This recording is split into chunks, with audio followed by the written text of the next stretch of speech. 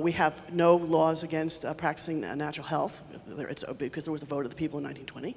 If people are saying no to vaccines, which is perfectly legal under all those terms, what is the public health policy on infectious diseases? Should we not, as a state, offer alternative choices, and we don't use that word either, it's natural health, we don't complement, or we want them equal.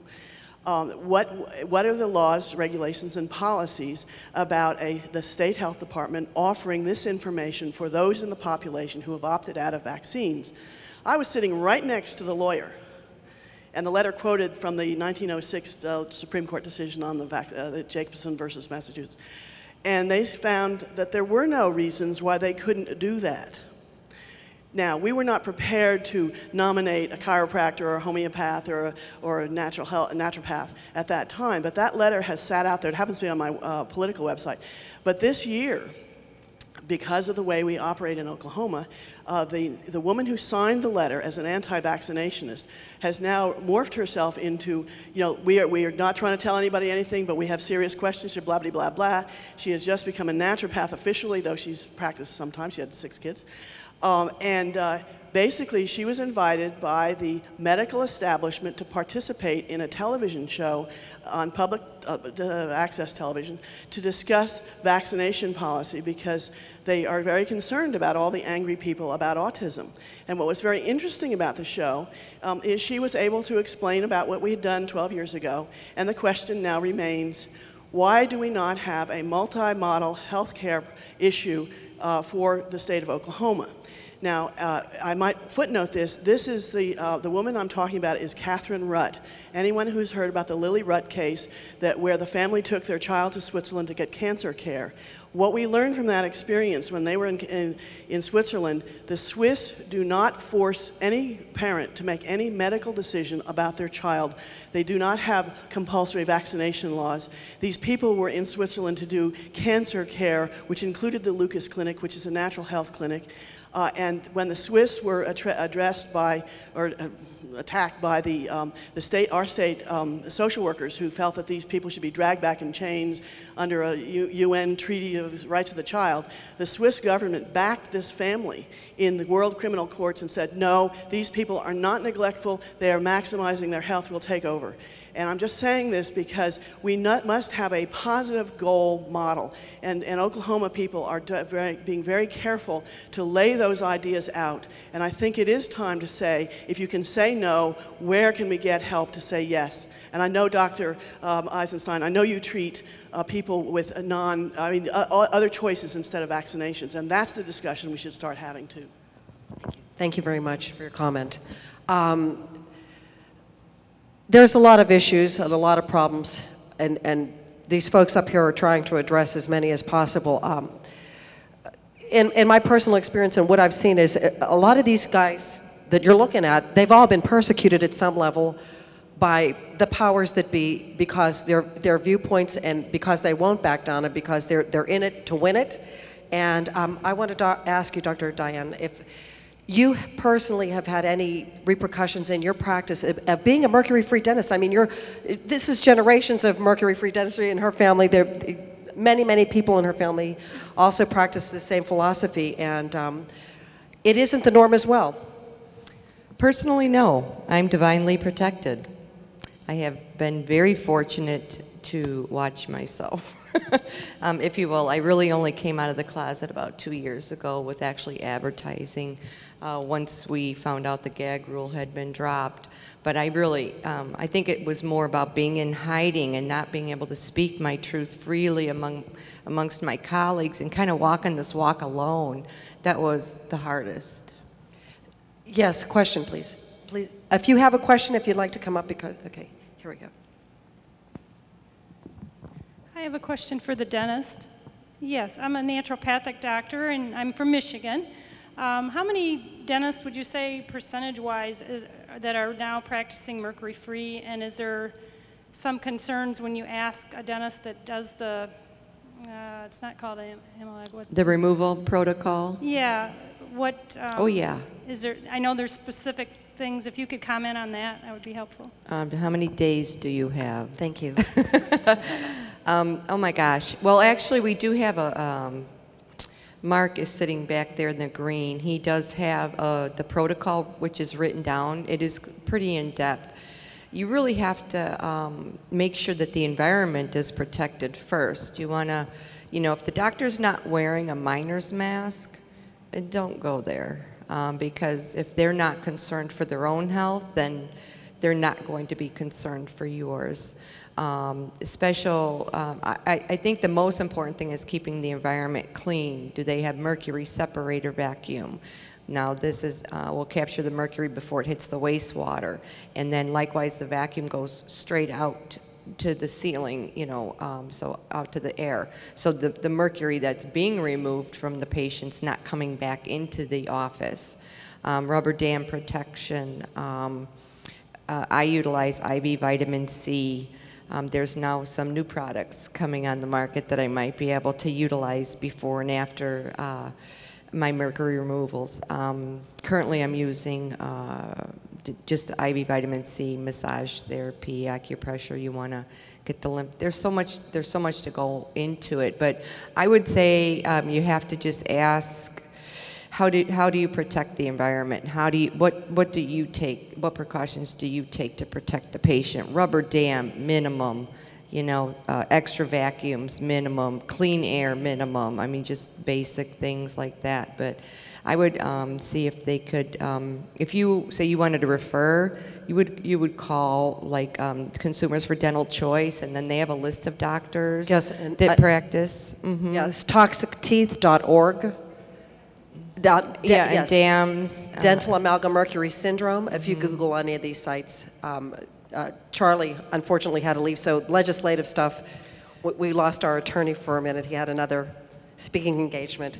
But one other point, you had a question about how many dentists are now mercury free. According to Charlie, he said, go ahead. Go. Oh, I just wanted to comment, mercury free, I mean, that's just a huge, I mean, that's like a huge umbrella. Mercury free, they've been taking out amalgams for 25 years, but have they been doing it safely or intoxicating these people or putting in bad materials? So herein lies, you know, yes, I think state of the art, it's over 50% people are no longer placing amalgams, but if you want to add to that. Yes, but proper removal is a whole nother animal. Yeah. Yes. A dental question, not sure who could best answer this. I'm from Wisconsin, western Wisconsin, up by Eau Claire. We have a mercury-free dentist there, and he and I have talked a number of times. He's having trouble finding mentored young dentists to come in to assist him in his practice, and they can't keep up with the amount of new clients that they're having and the drive for their business. There's just two of them, and do you have a suggestion of where the supply is coming from? Where's the place that he should be looking? He probably knows, but I thought I would ask you guys since you might know. I think you can advertise on Charlie Brown's website, on Toxic Teeth, on DAMS. Toxicteeth.org. You can put an ad in the DAMS. The IOAMT probably has also. Yeah.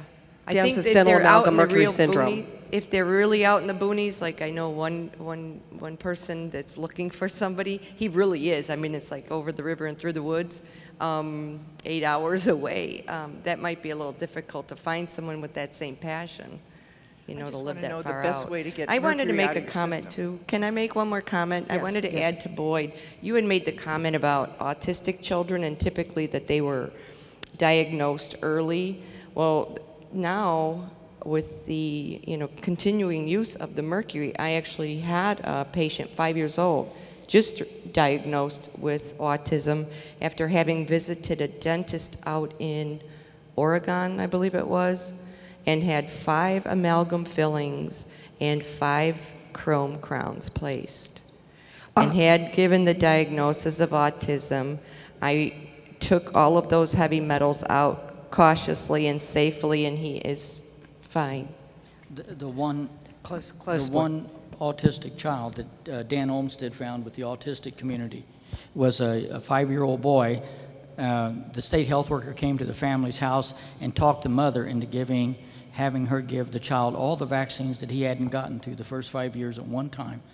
And that child became autistic the next day. I mean, so, you know, severe mercury exposures, I'm talking about in general, most children are diagnosed at 2, the bulk of them. And there is regressive autism, of course. I don't pretend to be an expert on diagnosing autism, but what I'm saying is that the children who get this are exposed at a young age. It's not something you get by going to a bar. I mean, the toxin is eliminated from that or eating candy bars. The kindergarten vaccine comes at age 5. You know, the kindergarten boosters. You have to get all your boosters before you go to kindergarten. So I think that you know, coupled with the other challenges of the metals in the mouth, just. Here was another question from the audience. This young lady wanted to know, how can you detox from mercury? I mean, any of the members of the panel can answer this question, but let's talk about should you detox before you have your amalgams removed? What is the recommendation for people to restore their health? Thank you. Anyone can answer. Dr. Blaylock? Well, you know, the principle of detoxing when you're having dental amalgams, you do not want to chelate first, because you're chelating it out of your amalgams and your tissues in your mouth back in again, and you're recirculating it. So the principle is you don't really start until they've been removed, and you can start that afternoon once they're gone. You know, using an agent that will remove it from the brain, which is the hardest place to remove it, because when mercury enters the brain, it is in a form, ionic mercury, which is almost impossible to remove and which stays in the brain for a lifetime. You know, you read these half-lives of mercury, but the evidence is that it stays there for an entire lifetime. Now, there's newer agents and ways with a redox agent that increases glutathione that Dr. Haley can tell you about in great detail, that holds a lot of promise, that one of its side effects, one of its side reactions is removing mercury from the brain.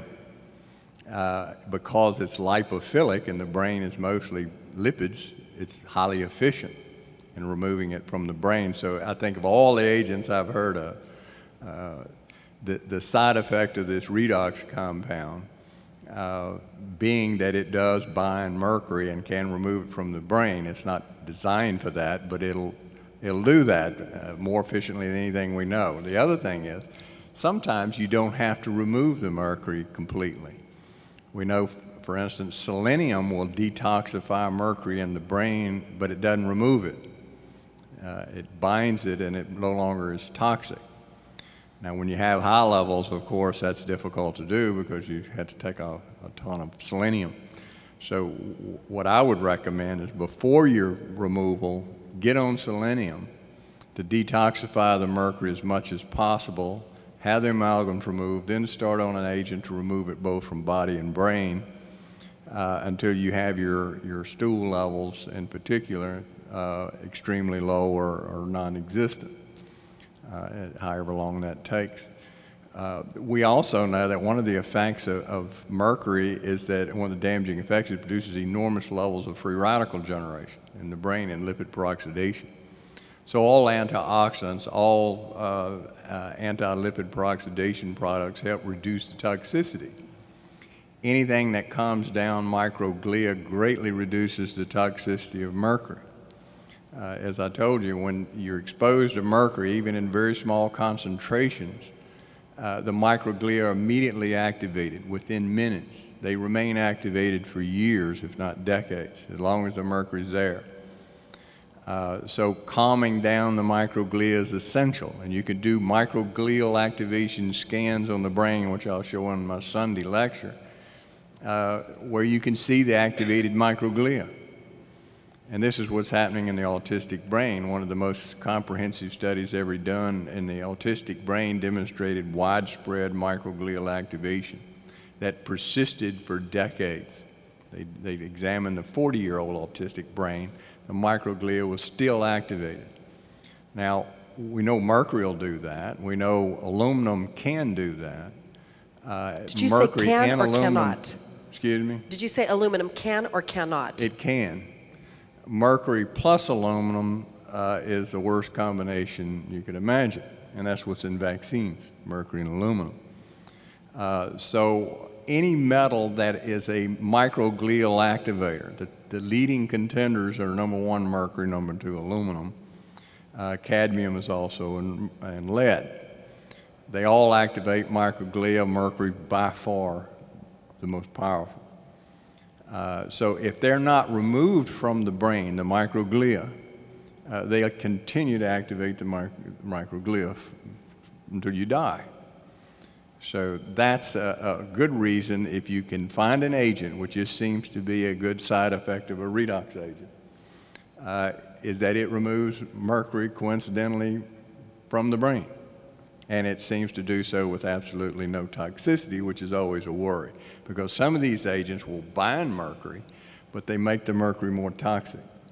What happens to a person when they're doing a detox and let's say they're using an agent like DMPS or DMSA? What is the difference? What would be an effect on the target organs like the liver or the kidneys? Of the what? If they're using some other chelating agent to remove mercury like DMSA or DMPS or EDTA, what is the effect on like the liver or the kidneys or any other target organs if it's not binding? Well, it depends. Like EDTA, I think, is probably the worst agent for removing mercury. And the reason is because it's been shown that when it combines with mercury, it increases brain toxicity. Did you folks hear that? And EDTA has been touted as a mercury chelator. I mean, I've been in this game for like 10 years, and I heard that at the beginning all the time. So what he's saying, that it goes to the brain. And DMSA and the other commonly used agents, they don't remove any from the brain. And there's some evidence that, in fact, it causes redistribution to the brain. So that's always a worry.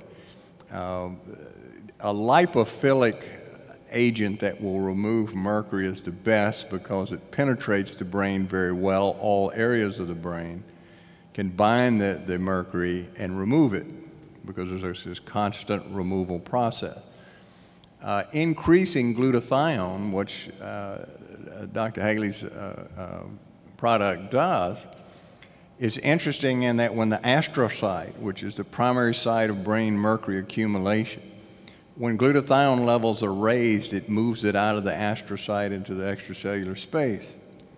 Then this agent can grab it and remove it from the brain, because there's this constant flow of fluid through the extracellular space in the brain, and that makes it easier to remove and a more complete removal. So in my way of thinking, this is probably one of the greatest side effects of any product, is that it removes mercury as well, even though its primary function is an antioxidant. Do you think that using a product that actually can remove the mercury from the brain can actually restore itself, regenerate it some way, the tangles, the neurofibular tangles, Boyd? Is that what you would call them? We don't know the answer to that yet. But it's simple if you think about the theory. The only compound, most of the mercury removed from your body is removed by glutathione. If you know glutathione, it's very hydrophilic. In other words, it's water soluble, has several charges on it. It can't get into the lipophilic or the hydrophobic regions. It can get inside, it's made inside brain cells, but it cannot span that. So, and that worked real well, as long as you're not breathing mercury vapor, which prehistoric man didn't have to worry about. Nobody was putting amalgams in his mouth or injecting thimerosal in his bloodstream. But both mercury and thimerosal, or ethyl mercury, are lipid-soluble organic mercury, lipid-soluble mercury compounds. They go into the fat tissue. And so all I've done is make a compound that is also fat-soluble, that scavenges hydroxy radicals, salvages glutathione, and allows the glutathione levels to build up throughout the body, and then the glutathione can pick up the mercury and take it out. It helps maintain a healthy glutathione level. That's its major function. And by taking it out, what are the pathways of removal? It goes out almost totally fecally. It doesn't go through the kidney at all. Okay, this is, okay, now we have the hands coming up. Because this we know in rats. I mean, we have not done this on humans. But okay, humans Kelly? have taken it. I just wanted to state one thing that you do not try this at home by yourself, and make sure that you get a great integrative doctor and a dentist that are both working together to help you guide you through this, because so many of us got our mercury fillings out, we got them out incorrectly, we got really, really sick. And I think that it's just really imperative. These guys know what they're doing, and they've developed some amazing things, but you really still need to be followed to make sure that your pathways are clear, that your liver and your kidneys, your organs, and everything is functioning, and sort of get ready to get your mercury out if you have that desire to do so, because you will have a much, much better experience, and it will be quicker, and it won't take you, 9 years of misery. And that's all I just wanted to say. Yes, we have questions. This young lady's been waiting. Hi, yeah. Tell me. Yeah.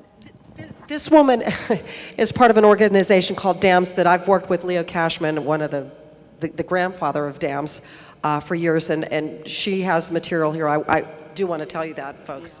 Incredible organization, incredible. I receive a lot of phone calls and emails from people, and people are confused because they think Mercury Free is their cosmetic dentist down the street. But cosmetic dentists are poisoning people every day because they're taking out ugly fillings and putting in pretty fillings.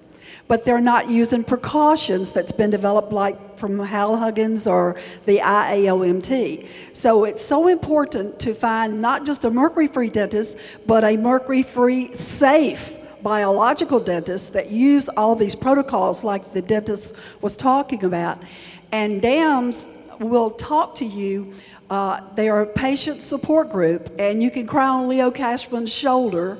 And I mean, we get phone calls from people that are, they're just frantic, and they're crazy, and they're fogged out, and they just can't think straight anymore, and their husbands have left them, and they're going broke, and they're bankrupt.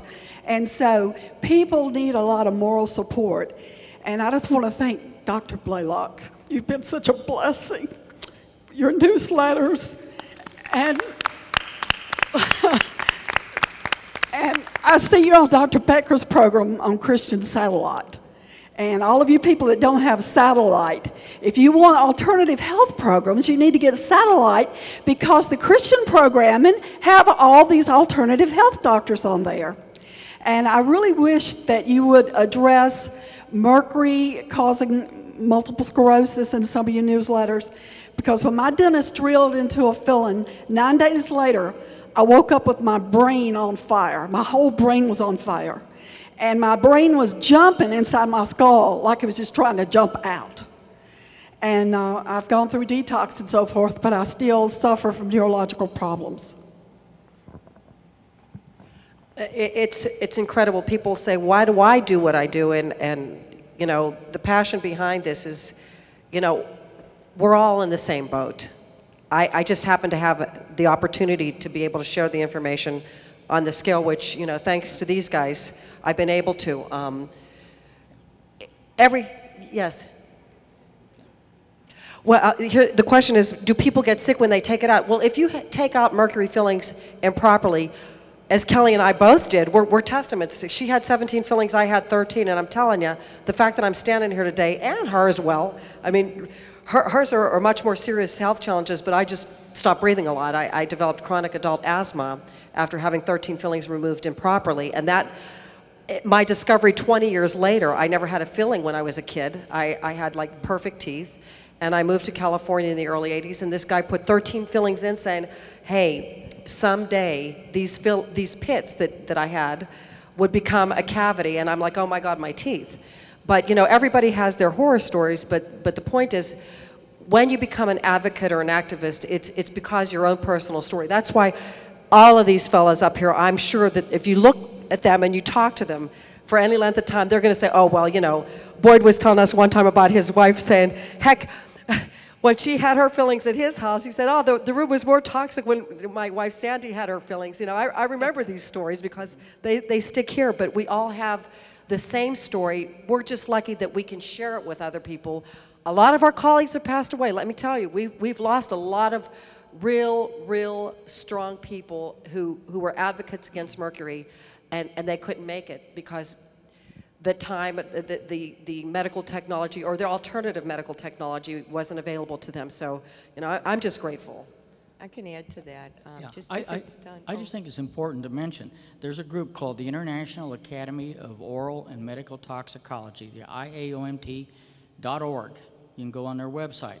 They absolutely debate, look at the science, and train their dentists. I'm not a dentist. If I've looked inside a mouth, it's been under duress, and I don't do that stuff. But they are well trained. You can find good dentists by going to their website. And they have to pass classes and tests, the IAOMT.org. And that's probably the only dental group that I know of. There's the biological dentists also. I don't know their website. But I would suggest that you visit that website. They will tell you exactly what's needed, and they train dentists. And you can find a dentist. Yes, let me repeat that because, Boyd, I'm telling you, I'm going to hang a microphone on you next time. It's IAOMT.com. Oh, it's .org. I'm sorry, .org. It was .com. It used to be .com. Now it's .com. Try both. Hold on one second. Let's give you the mic. You can hear me. If you put it on the mic, they won't be able to. The reverberation is so complete that we get about 50% of what you're saying. Oh, dear. We're losing a great deal of it. Sitting here wondering, what was that? What was that? Oh, I'm sorry. If you go treble a little bit, and if y'all will slow down and over-articulate, you'll be able to understand. The room's too big for the sound to get. Honestly, it's the truth. I'm sorry. We have a little audio issue. Yes. I had one question for Dr. Blaylock. I have an adult son, 25, and when he received a meningitis vaccine when he was 18, about 7 years ago, that was enough to push him into a mental health crisis. He's been moving along the spectrum since he's been 5, and I didn't realize he was vaccine injured until this meningitis vaccine. I'd like to know what research, has showed, we've talked about autism and multiple sclerosis and other neurological diseases, what the literature are showing about psychiatric conditions. And then the question for Boyd Haley is, I'd like to know when you're going to be making your product available, or is it already available through practitioners? My son's a patient with Dr. Usman, and I'm wondering if this is something that I know he's got a lot of heavy metal problems, and I'd be interested in finding someone who could do that with him. Thank you. Dr. Haley and Dr. Blaylock. Was the question about the meningitis producing a psychological problems?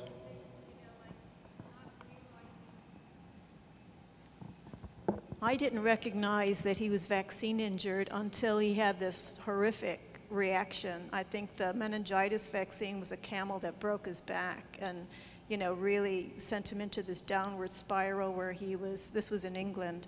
He ended up in psychiatric hospitals for several years. So I'm just wondering, I have no doubt that vaccine is at play with Is a reaction to the meningitis vaccine? Yes. Yeah, I'm going to talk about this in my lecture on Sunday. It's immunoexcitotoxicity in relationship to neurodevelopmental problems and neurologic disease. But basically, it goes back to what I was telling you, is that when you vaccinate someone, it activates the brain microglia almost instantly.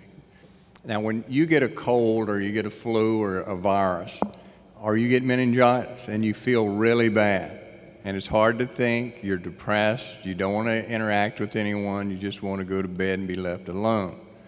We used to think that's just because you felt bad.